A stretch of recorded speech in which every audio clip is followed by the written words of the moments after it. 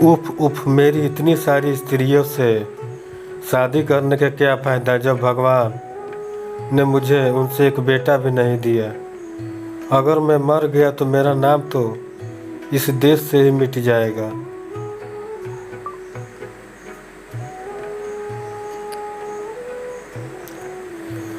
ऐसा कहते हुए कश्मीर का एक बहुत बड़ा राजा अपने जनान खाने में गया और उसने अपनी बहुत सारी रानियों को धमकी दी कि अगर उन्होंने उसको अगले साल में एक बेटा नहीं दिया तो वह उनको अपने राज्य से निकाल देगा।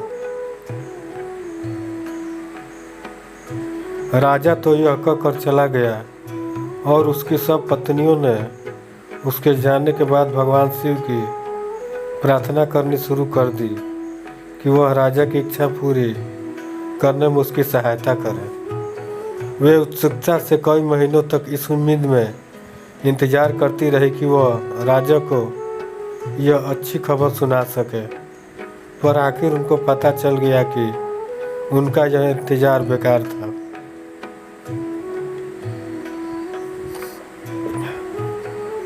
अगर उनको शाही महल में रहना है तो उनको कुछ और तरकीब इस्तेमाल करनी पड़ेगी।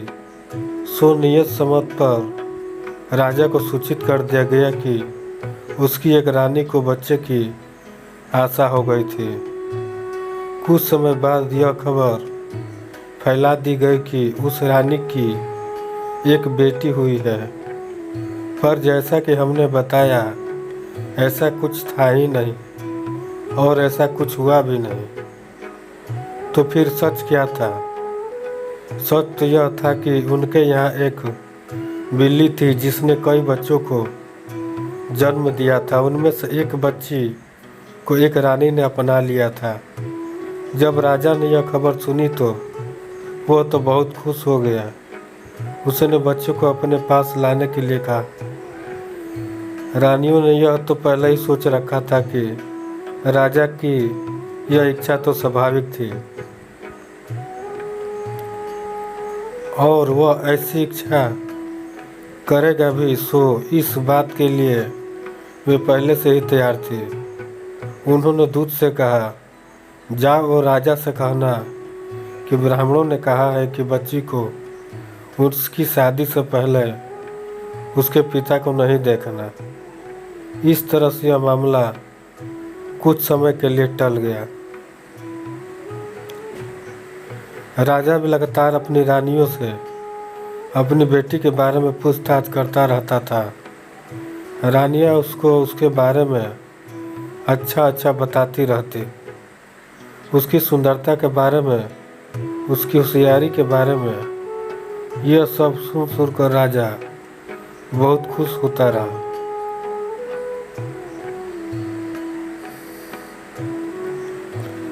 हालांकि राजा एक बेटा चाहता था, पर वह सोचकर संतुष्ट हो गया कि भगवान ने उसको बेटी ही दी तो कोई बात नहीं, वह उसके लिए एक ऐसा दूल्हा तलाश करेगा जो उसके लायक हो और फिर बाद में उसका राज्य संभाल सके।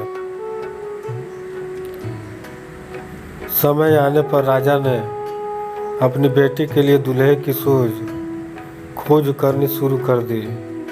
एक अच्छा, होशियार और सुंदर लड़का ढूंढ लिया गया और शादी की तैयारियां शुरू हो गई।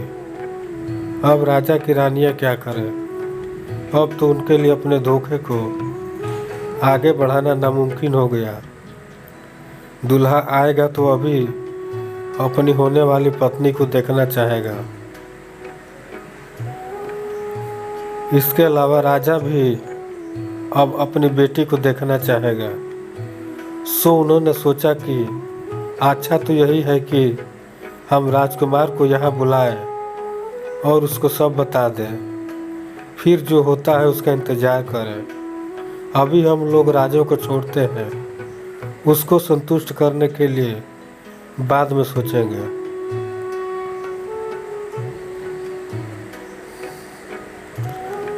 उन्होंने राजकुमार को बुलवाया और उसको सब कुछ बता दिया। उनने उसे यह पहले से ही वायदा करवा लिया कि इस बात को अपने तक ही रखेगा, ताकि अपने माता पिता को नहीं बताएगा। शादी बहुत धूमधाम से मनाई गई, जैसे कि इतने बड़े अमीर राजा की बेटी की होनी चाहिए।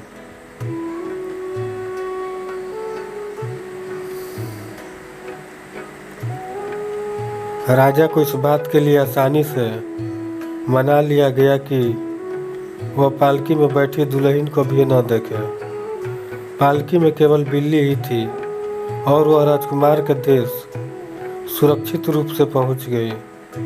राजकुमार ने जानवर की बहुत अच्छी तरह से देखभाल की और उसको अपने निजी कमरे में बंद करके रखा।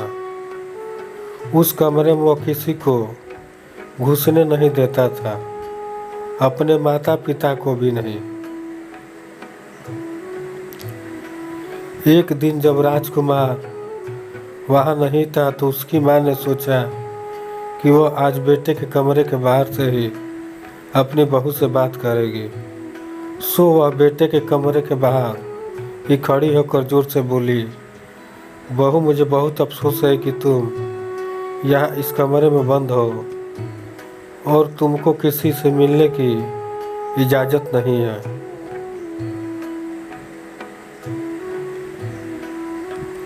इस बात से तो तुम जरूर दुखी होगी।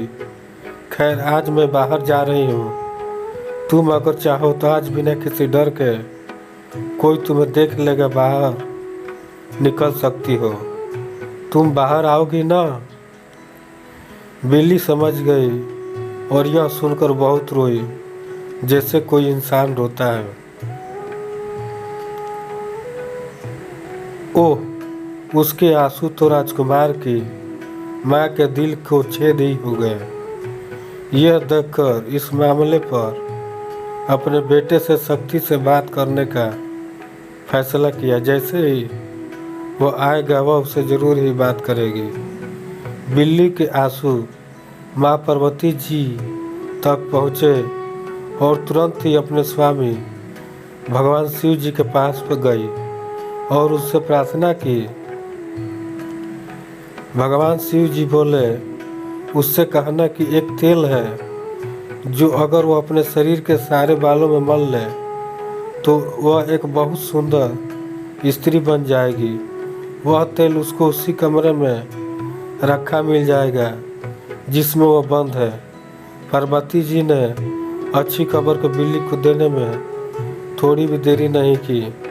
बिल्ली ने तुरंत तेल ढूंढा और उसको अपने शरीर के सारे बालों पर मल दिया।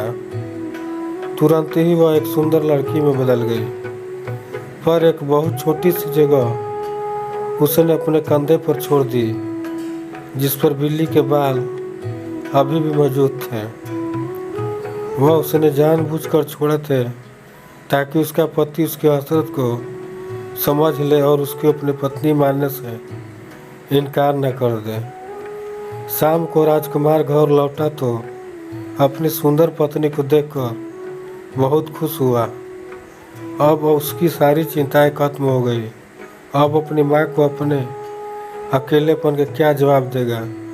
उसको तो बस खुश मुस्कुराती हुई बहू को देखना था और उसका रोना तो बिल्कुल बेकार था।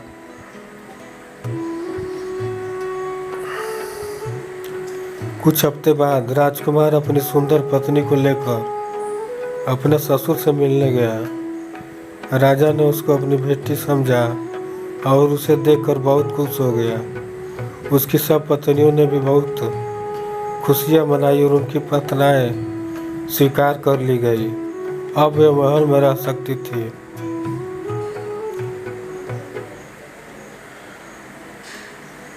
समय आने पर राजा ने भी अपने दामाद को राजा बना दिया। सो वह अब 2 राज्यों का राजा बन गया, अपने पिता के राज्य का और अपने ससुर के राज्य का। इस तरह वह बहुत अमीर राजा बन गया।